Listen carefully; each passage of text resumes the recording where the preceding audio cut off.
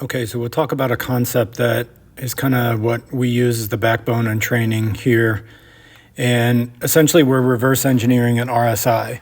So in other words, if we take an athlete and we have them do a vertical jump, at the very most, they could hit maybe 1.4, 1.5 meters per second. If it's a pogo, maybe 3.5 to 4.1 meters per second. So if we then take that, reverse engineer that from falling, now it changes things dramatically. So if we zoom in here and check this out, what I'm looking at is the meters per second that an athlete is actually going to attain by dropping off of a different height of a box.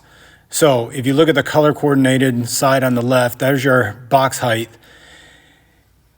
Second column, we're looking at the miles per hour or meters per second that is attained, so my RSI.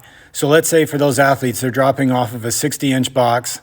If I'm looking at where their hip is in relation to the top of the box and where it lands on the ground, it's about 60 inches. So they're hitting about 12.23 miles an hour with an RSI of 5.46, give or take.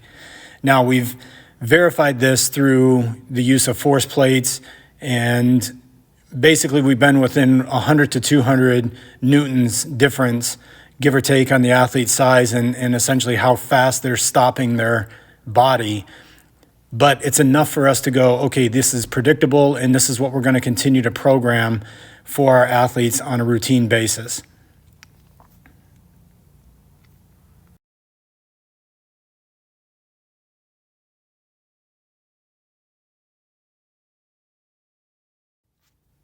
So once we start with altitudes, then we'll progress to like this. Say it's a triple jump. I'm looking for maximum height. They're getting up around 84 inches. I'm most concerned about how fast they can stop themselves. No ancillary movements, because to me, this is exactly what sports is. It's a collision event, and I want to see this over and over and over again. In other words, we're going to basically program 50 to 100 reps per set at a given time. Then we'll progress to more reactionary stuff as we would see on the field. Now I got it like they gave it to me.